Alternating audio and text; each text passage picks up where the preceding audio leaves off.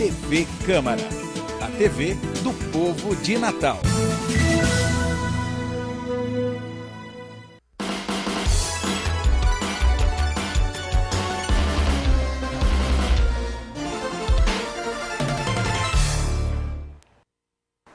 Boa noite. Estamos iniciando mais um programa Pensando Bem, nesta segunda-feira, 16 de maio, pela nossa TV Câmara, Canal 10, ao vivo.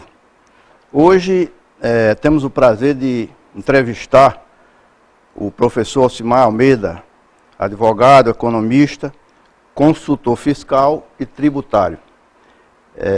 Conosco para conduzir o programa, o jornalista Osni Damásio. Boa noite, Alcimar. Boa noite, Pinheiro. É um prazer muito grande comparecer a esta televisão, a seu convite, homem do Trairi, que eu imaginava até há pouco tempo que fosse do Agreste, ao lado do meu conterrâneo siridoense, Osni Damásio. É um prazer muito grande estar aqui para trocar ideia com vocês e para finalmente servir ao nosso público telespectador, que é a nossa finalidade. Boa noite, Osni, é um prazer. Boa noite, Pinheiro, é um prazer estar aqui com você, né, e entrevistar Alcimar, né, que é uma pessoa, um brilhante advogado, principalmente na área tributária, que tem muita coisa aqui para abordar com a gente, e como também com boas informações para os nossos telespectadores. Profissional qualificado, né, Alcimar Almeida, professor bastante conhecido no Rio Grande do Norte. E nós vamos conversar nesses 30 minutos sobre os problemas nacionais, né, locais também.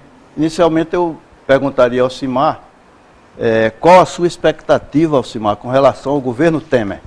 Bem, eu vou situar a minha expectativa naquela área sobre a qual eu imagino dominar para elaborar um pensamento. Eu acho pretensioso demais, ouvintes, telespectadores, àqueles que são entrevistados e ousam falar sobre tudo. É preciso que a gente tenha um foco para dizer a opinião. O meu foco é a economia, mas de modo especial a economia pública, as finanças públicas. A minha expectativa é muito boa, e a minha expectativa é boa, eu diria até mais do que boa, certo? Não por conta do presidente que está em exercício, do presidente Temer. Apesar de que eu tenho a possibilidade, eu tenho o entendimento de achá-lo de melhores qualidades até do que o partido que ele dirige. Uma pessoa qualificada. Qualificada, sem dúvida. Professor universitário, professor de Direito Constitucional, autor de livros. Eu até, quando estudante de Direito, estudei por um livro dele, Elementos de Direito Constitucional.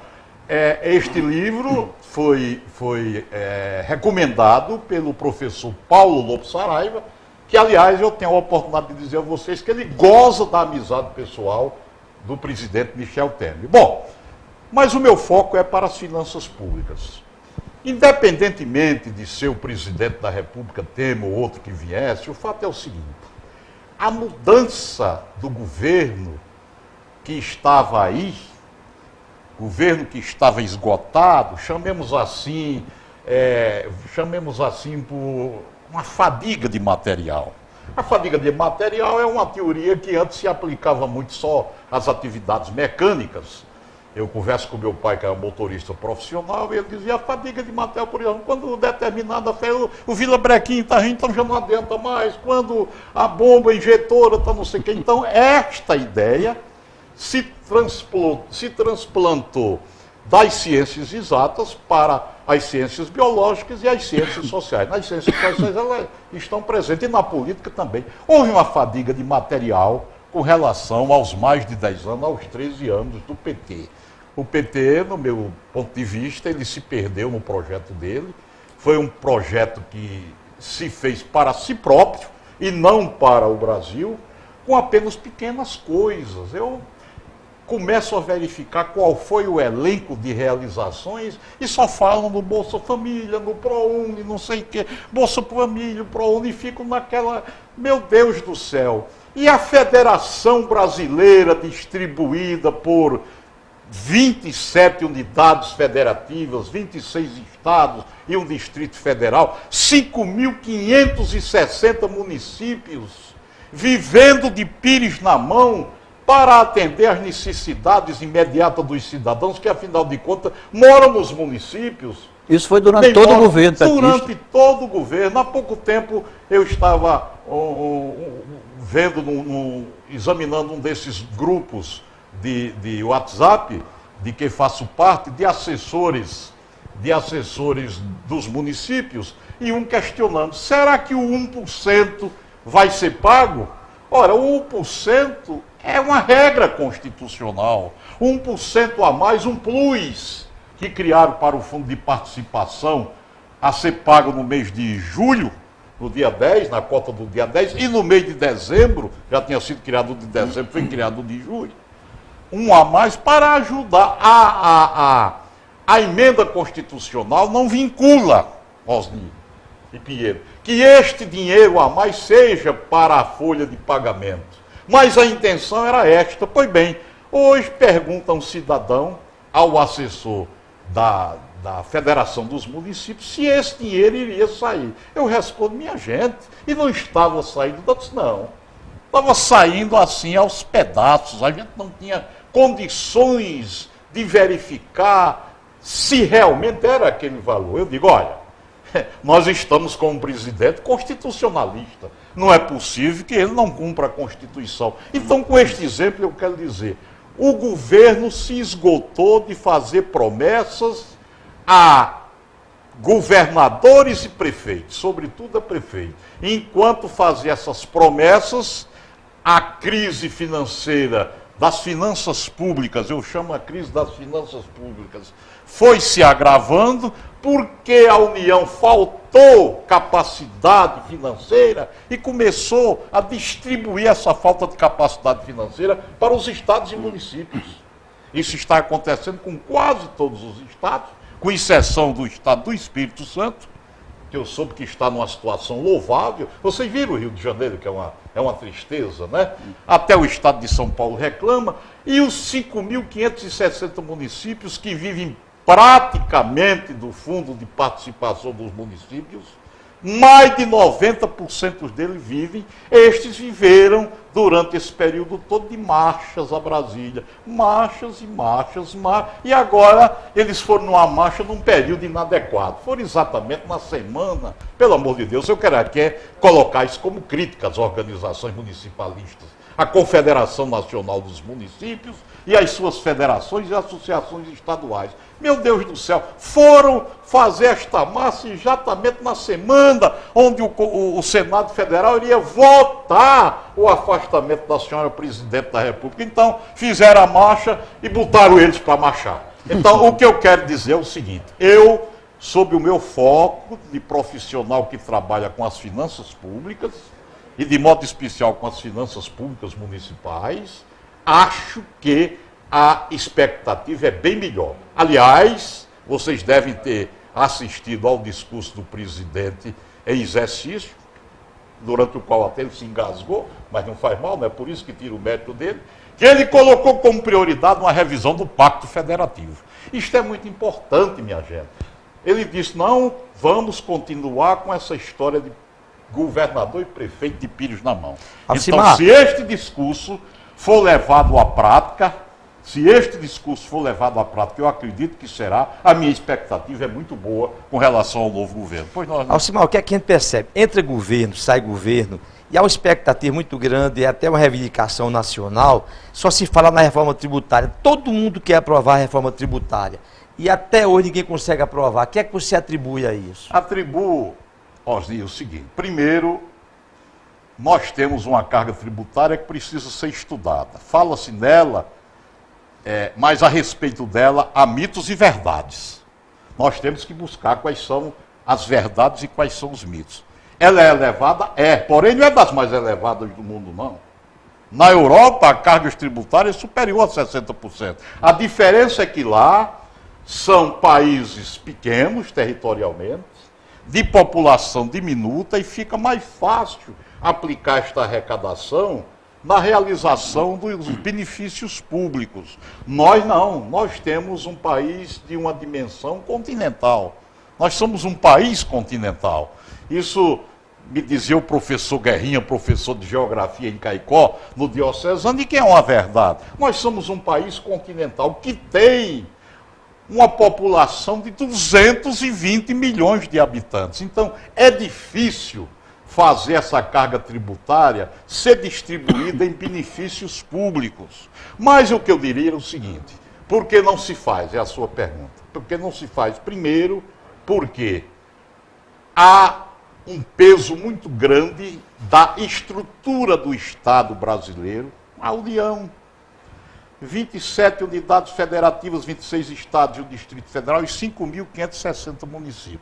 Só esta estrutura administrativa é muito cara para o Brasil. Só esta estrutura administrativa é muito cara. Segundo, não há mais de onde tirar recursos. A economia privada está esgotada.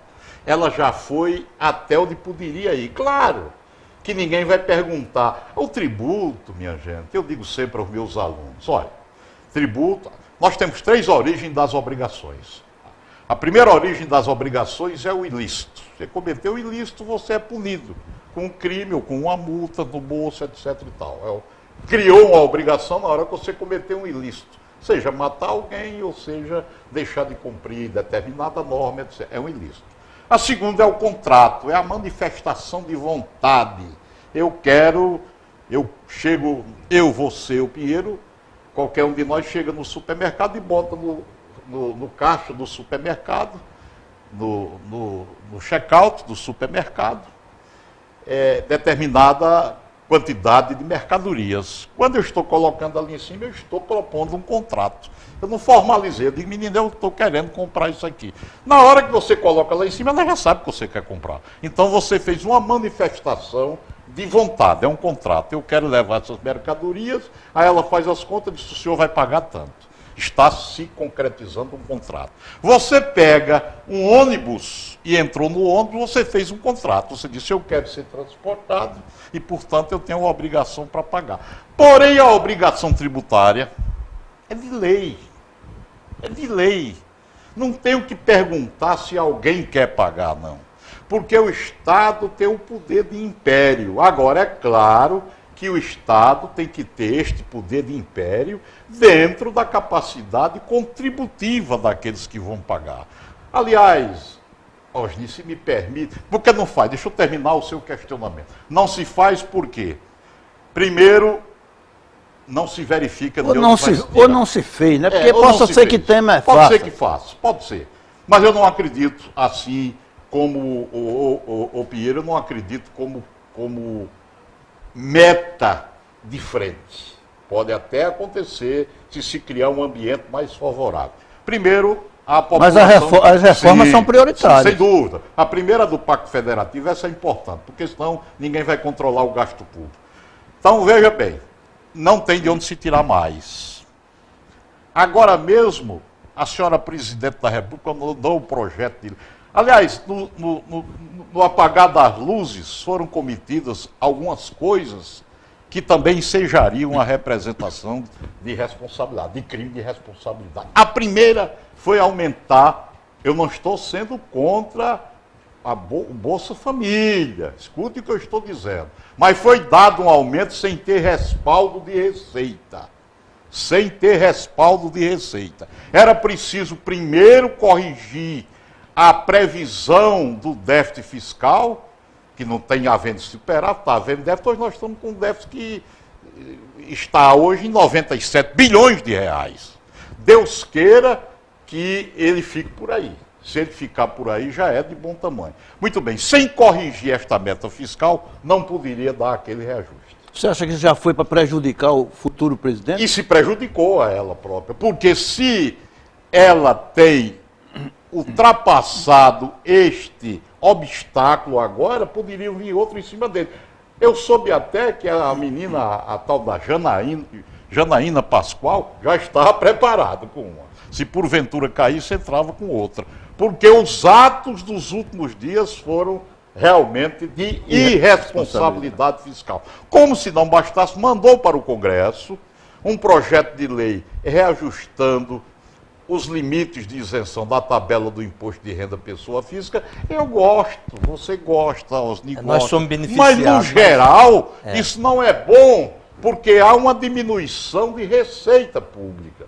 Em compensação, criou uma tributação em cima de heranças e doações para a União, quando já é um tributo cobrado pelos estados, pelo amor de Deus. É um equívoco e é uma bitributação violenta. Eu já tive a oportunidade de fazer um artigo, estão circulando por aí, não sei se mandei para você, estou mandando para alguns jornais, que é uma falta de responsabilidade, uma coisa. E eu soube mais, colegas meus da ativa da Receita Federal, que a Receita Federal sequer foi escutada.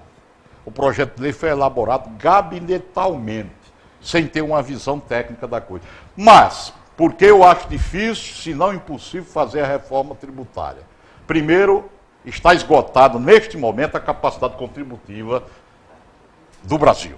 Está esgotada, neste momento. Pode ser que ela seja readquirida com a melhoria do emprego, com a melhoria da renda e etc. Primeiro fator a dificultar. Segundo,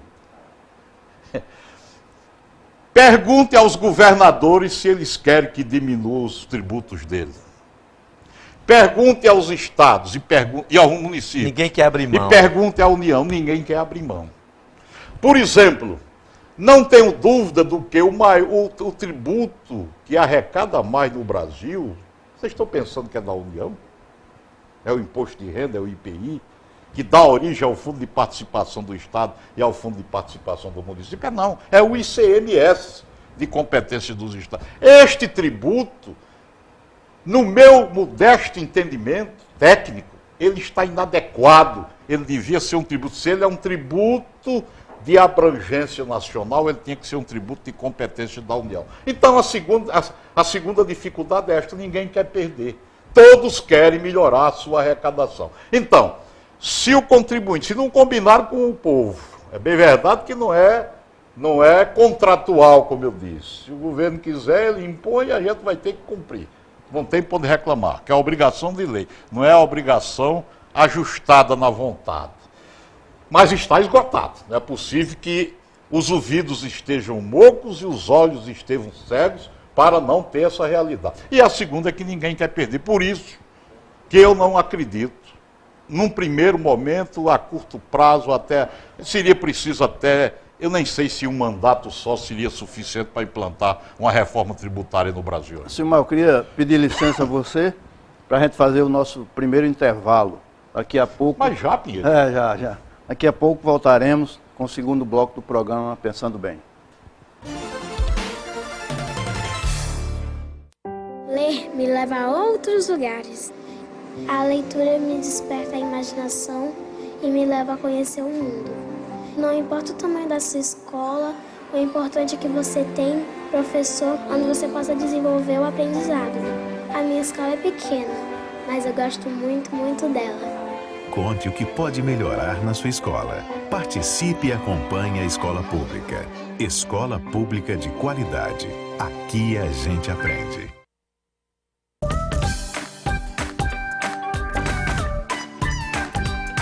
Diga sim, sim, sim, há um futuro melhor pra mim. Quero contar com você pra ajudar a LBV. Diga sim, sim, sim, junte-se a mim. Quero contar com você pra ajudar a LBV. Sim! O trabalho escravo ainda existe no Brasil e tira a dignidade de muita gente com trabalhos forçados e jornadas exaustivas. São pessoas submetidas a condições degradantes. O Ministério Público Federal atua para combater esse crime, punir os responsáveis e resgatar a dignidade desses trabalhadores. Vamos juntos combater o trabalho escravo e limpar essa mancha da nossa sociedade. Ministério Público Federal. Seu direito, nosso dever.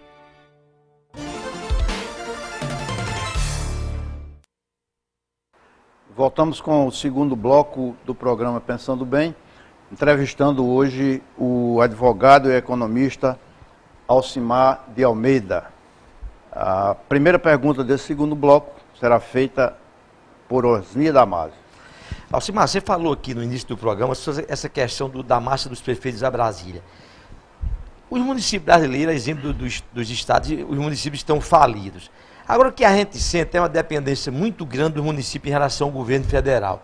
Você que tem da consultoria muitos prefeitos aqui no estado, e é um trabalho que você vem fazendo há muito tempo, por que esse município também não fazem a parte dele, reduz o quadro de funcionário? Porque os prefeitos, quando estão fora, reclamando que há excesso de pessoal, quando eles entram, eles querem tirar os que estão lá dentro e botar os dele. Por que os municípios, Eu os até prefeitos não fazem completaria, isso? Osni, dizendo que eu acho que existe muita má gestão nas prefeituras. Existe. O problema é o seguinte: os prefeitos poderiam diminuir a dependência das transferências da União via Fundo de Participação e do Estado do ICMS. Fazendo o quê? Fazendo o seu esforço fiscal, arrecadatório, porque todo município tem.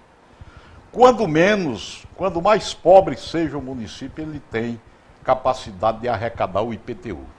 E veja bem, Osni, não precisa ser um IPTU para poder manter toda a máquina dele, não. Mas comece de uma forma, vá de forma gradativa, evoluindo, como nós temos feito em alguns municípios. Quando chega ao final de 5 anos, eu falo em 5 anos para não misturar com mandato, porque senão diz 4 anos é o mandato. Não é mandato. À medida dos nossos projetos de políticas fiscais são de 5 anos, por quê? Porque 5 anos é o prazo da decadência e mais depois o prazo da prescrição, ou seja, é a vida útil de cobrança do imposto, de lançamento e cobrança, não só do imposto, dos tributos. Mas quando menos um município pequenininho, vamos para o menor município do Rio Grande do Norte, Viçosa, no pé da Serra de Porto Alegre, 1.714 habitantes. Tadinha, bonitinha, agradável, gosto até de passar por lá. Terra do meu amigo François Silvestre, que meu colega foi no Diocesano em Caicó, do tempo do Monsenhor Alfredo Gugel. E, aliás, nós éramos adversários na política estudantil de Caicó, e hoje ele diz o seguinte: você foi o adversário mais leal que eu tive, porque a gente realmente fazia aquelas disputas eleitorais da política estudantil de Caicó, que acho que você sabe, se você não viveu, mas sabe de ouvir dizer que eram muito quentes. Certo? Se descontava o resultado das campanhas eleitorais para prefeito, para governador, na política estudantil de Caicó. A turma fazia carrear para lá. Pois bem, o município de Viçosa, se tomar como exemplo o menor município do estado, deve ter, no mínimo 500 imóveis urbanos. Eu falo 500 imóveis entre construídos e terrenos. Você não tenha dúvida. Estes imóveis podem gerar alguma arrecadação? Pode. Não arrecadação para resolver os problemas da folha de pagamento de pessoal, mas para pagar a gasolina do município, para ajudar na merenda escolar. Pode, as atividades econômicas que são poucas. Então, eu comecei pelo IPTU, porque a propriedade territorial e urbana é muito forte. Ela está presente em todos os lugares. E hoje é um imposto, inclusive, que foi aperfeiçoado porque ele pode ser cobrado progressivamente. Se você tem carne de primeira, de segunda e de terceira, você também tem uma construção de primeira, de segunda e de terceira. Não é justo que a de primeira, de segunda e de terceira pague a mesma alíquota, porque senão estaria sendo injusto com aquela que é de terceira. O de terceira está pagando igual ao de primeira. Vamos fazer uma gradação. Aliás, nós já aplicamos isso em vários municípios do Rio Grande do Norte. Para surpresa, não é para surpresa minha não, para decepção minha, e fiquem sabendo vocês, o município de Natal ainda não aplica essa política. É uma alíquota única para imóvel, seja o imóvel mais humilde ou seja o imóvel mais luxuoso, a alíquota é uma só, de 0,6%. O que é uma injustiça. É uma injustiça. Seja um terreno bom ou um terreno ruim, que não está construído, a alíquota é uma só de 1% para todo mundo. Seja um terreno na periferia de Natal, em lugares que não são atendidos por serviços públicos, ou não têm uma qualidade de vida mais evoluída, ou alguns que estão em áreas novas. Eu critico isto há muito tempo. Então, nós temos conseguido fazer isso. Então, o município tem de onde fazer o seu esforço. Ademais do que há municípios, eu parti desse exemplo, há municípios que ainda cobram os alvarás pela metragem da ocupação. Isso está errado, está porque a Constituição diz que aquilo que serve de base de cálculo para o imposto não pode servir para uma taxa. E o alvará é uma taxa. Então, medir o espaço ocupado para a atividade econômica está errado porque é base de cálculo do IPTU e se for na zona rural é base de cálculo para o ITR, Imposto Territorial Rural da União. Como é que vamos medir? Se você tem, ainda vou para Viçosa, se em Viçosa tem 2 farmácias, tem 2 bares, vamos colocar aquelas coisas que a gente sabe que não deixa de existir em nenhum município. Farmácia e bar. É como padre delegado. É, farmácia e bar. Então tem 2 farmácias em Viçosa, eu nem sei se tem, ou se tem mais até, mas vamos admitir que tem 2. Certamente que entre as 2, uma tem uma capacidade contributiva e outra tem a menor capacidade contributiva. Então esse alvará tem que ser cobrado em função da capacidade contributiva. O bar que fatura mais e a farmácia que fatura mais há de pagar uma taxa de alvará mais cara do que aquele que tem menos. Isso também nós aplicamos em vários municípios. Da mesma forma para a contribuição de iluminação pública. Tem municípios que cobram igual para todo mundo. Quer o contribuinte, e vamos para o contribuinte Natal residencial, é assim. quer o contribuinte residencial consuma 50 kW mês, 200 kW mês, 400 kW mês, 600 kW mês, é o mesmo valor. Está errado. Alcimar, mas isso aí... Tem que ser uma progressividade. Mas isso aí em bate função- com o que Pinheiro disse. Eu acho que muitas vezes a gestão, com todo respeito aos prefeitos, eu imagino que tem prefeito que não sabe nem disso. Não, e a gente leva as ideias, não, mas sempre foram assim. Quer desagradar A ou a B. É desagradável e não sei o que deve acabar com isso. Isto sem falar, eu estou falando dos municípios pequenos. Estou dando um exemplo do município pequeno, no pé da serra, o menor município. Agora, tem município, o pior é de município onde há capacidade contributiva e não se faz fiscalização. Há bancos, há cartórios. Vou só dar esses 2 exemplos. Em quase todos os lugares tem banco. E por que tem banco? Porque havia um banco que era o chamado Banco Postal, um banco privado, que eu não vou dizer o nome, que quando perdeu a concorrência para o Banco do Brasil, esse banco ficou lá dentro do município porque ele tem cadastro. A matéria-prima de banco é cadastro. Então eles ficam lá em todo canto, eles têm. E os municípios ficam marchando sem fazer a sua Alcimar. contribuição.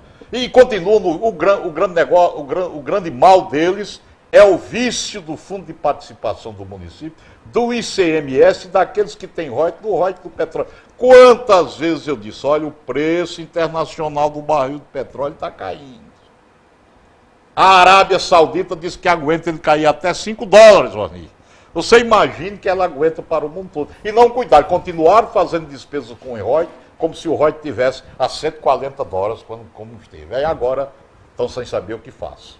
Alcimar, você falou há pouco tempo aqui sobre taxas do Estado para o sistema prisional. Você, inclusive, faz umas críticas com relação a isso. Eu Foi publicado na imprensa hoje? Saiu no jornal desse fim de semana. Eu não vou mencionar o jornal para não manifestar preferência. Que um secretário estaria sugerindo, parece até um projeto de lei que já estaria em elaboração para a Assembleia, para a arrecadação das taxas do Detran, do Procon e do IDEMA serem aplicados nas obras de melhoria do sistema prisional do Estado. Não é possível legalmente. Por quê? Porque as taxas, diferentemente dos impostos, ela tem uma vinculação, ela é contraprestacional. Quer você pague uma taxa, quer o contribuinte pague uma taxa pelo exercício de poder de polícia, o que é isso? A fiscalização, a licença, a arrecadação dela tem que ser aplicada nesse serviço. Quer pague uma taxa para a coleta do lixo, a arrecadação tem que ser aplicada na coleta do lixo. Quer pague a contribuição para a iluminação pública, tem que ser aplicado só no serviço de iluminação pública. Então, pegar esta arrecadação e levar para aplicar em obras do sistema penitenciário, não tem base legal. Não tem, a menos que estejam chamando de taxa, o que taxa não é. Pode ser preços públicos, ou pode, como o IDEMA está no meio, o IDEMA não pode cobrar, ele cobra preços públicos. Ou pode ser multas. Aí não, aí eu retiro. Mas o que está lá no jornal, que eu lhe mostrei, é taxa. A taxa não pode ter essa aplicação em qualquer coisa. Quem pode ter aplicação em qualquer coisa não tem a contraprestação direta, é o imposto. É de aplicação geral. Nós estamos no final do programa. Eu queria agradecer a Alcimar de Almeida e a Osni Damásio pela presença aqui no nosso Pensando Bem. Até outra oportunidade, Alcimar. Até eu fico com pena que o tempo tenha passado com tanta rapidez. Não só a convivência de vocês, como as ideias. Assim. Osni. Agradecer e lamento o tempo, né, Alcimar? Isso. Lei de responsabilidade fiscal, tá aí na moda. Temos muito. Dá outro programa. Tá na moda, caiu na moda.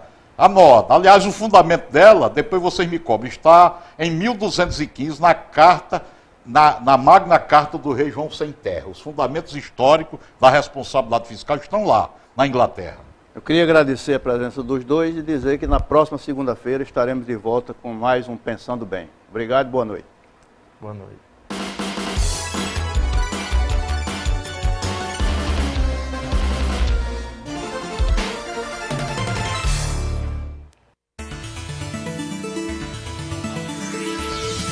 TV Câmara, a TV do povo de Natal.